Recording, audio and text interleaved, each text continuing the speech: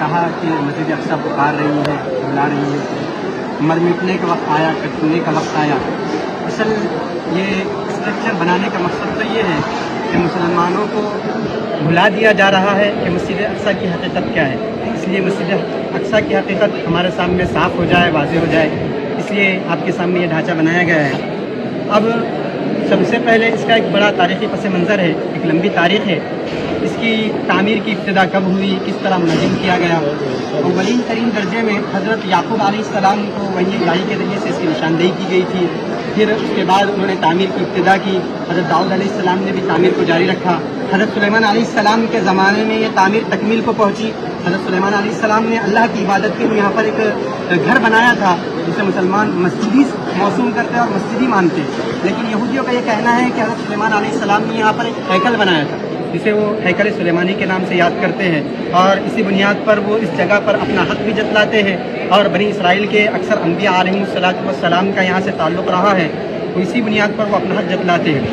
اب یہاں پر وہ ہیکل کو سب سے پہلے جس نے مسمار کیا اور ڈھا دیا تھا وہ بختیار نامی ایک بادشاہ ہے جس نے 589 عیسوی میں اس کو منہدم کر قبل مسیح میں اس کو منہدم کر دیا تھا اور ڈھا دیا تھا۔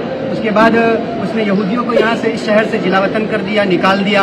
پھر ایک شہنشاہ فارس جس کا نام سائرس اعظم بتلایا جاتا ہے، اس نے اس علاقے پر اپنی حکومت قائم کی، قبضہ کیا، پھر یہودیوں کو یہاں لا کر بسایا۔ دوسری مرتبہ یہودیوں نے پھر اپنے ایک بادشاہ جس کا نام ہیرود اعظم ہے اس کی زیر نگرانی میں ایک اور ہیکل تعمیر کیا جسے بھی ہیکل سلیمانی کہا جاتا ہے۔ پھر اس کے بعد ایک رومی جنرل تھا جس نے 70 عیسوی میں اس پورے ہیکل کو مسمار کر دیا، جس کو ٹائٹس کے نام سے یاد کیا جاتا ہے اس رومی جنرل کو۔ پھر 4 صدی عیسوی میں ان تمام رومیوں نے مسیحیت قبول کر لی اور عیسائی مذہب کو اپنا لیا۔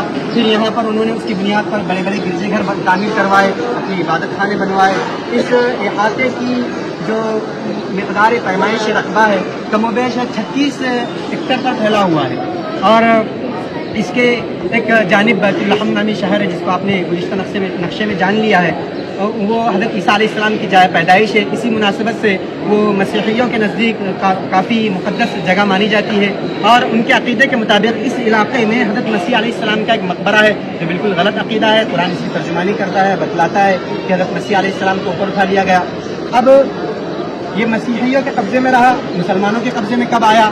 اس کی تاریخ کچھ اس طرح ہے کہ حضرت عمر رضی اللہ تعالیٰ عنہ کے زمانے میں عہد فاروقی میں اس کو مسلمانوں نے اپنے قبضے میں لیا۔ حضرت عبید اللہ بن جراح رضی اللہ کے زمانے میں حضرت عمر رضی اللہ تعالیٰ عنہ کی خلافت کے دور میں اس کو اپنے قبضے میں لیا، اور اس وقت یہ بالکل مسمار ہو چکا تھا۔ حضرت عمر آئے، یہاں پر اس جگہ کو صاف کیا، اس علاقے میں حضرت عمر نے نماز پڑھی اور یہاں پر ایک چھوٹی سی لکڑیوں کی مسجد تعمیر کی تھی۔ اس کے بعد یہ جو آپ کے سامنے نقشہ نظر آ رہا ہے، جو اسٹرکچر نظر آ رہا ہے، اس کی حقیقت کچھ اس طرح ہے کہ یہ جو دونوں تیار کیے گئے ہیں یہ بنو امیہ کے زمانے میں تیار کیے گئے۔ عبد الملک بن مروان اور ولید بن عبد الملک، ان کے زمانے میں یہ دونوں عمارتیں بنائی گئی ہیں۔ اس عمارت کی حقیقت یہ ہے کہ یہ پورا علاقہ ایک پہاڑی پر ہے، اور یہ خاص طور پر پہاڑی کا حصہ ابھرا ہوا ہے، کم و بیش 1.5 سے 2.5 میٹر اوپر ابھرا ہوا ہے۔ اس پر یہ بنایا گیا ہے، اس کا نام قبۃ الصخرہ ہے، اور مسلمانوں کے ذہن میں سوشل میڈیا کے ذریعے سے یہ بات بٹھائی جاتی ہے کہ یہی مسجد اقصی ہے۔ حقیقت یہ ہے کہ مسجد اقصی صرف اسی کا نام نہیں ہے بلکہ پورے احاطے کو مسجد اقصی کہا جاتا ہے۔ مسجد اقصی حرم قدسی کو، یہ پورے علاقے کو مسجد اقصی کہا جاتا ہے، اور مسلمان جو اس مسجد کو مسجد اقصی کہتے ہیں اس کی وجہ اور بنیاد یہ ہے کہ انہوں نے نماز پڑھنے کے لیے اس علاقے کو خاص کر دیا ہے، اس لیے اس کو مسجد اقصی مسلمان کہتے ہیں۔ اور یہ مسجد اتنی شاندار ہے کہ اس کے اندر سنگ مرمر کے پتھر جڑے ہوئے ہیں، اور مختلف قسم کی کاریگری قرآنی آیاتیں وغیرہ لکھی گئی ہے، اور ایک وقت میں 3 سے 3.5 ہزار لوگ اس میں بآسانی نماز پڑھ سکتے ہیں۔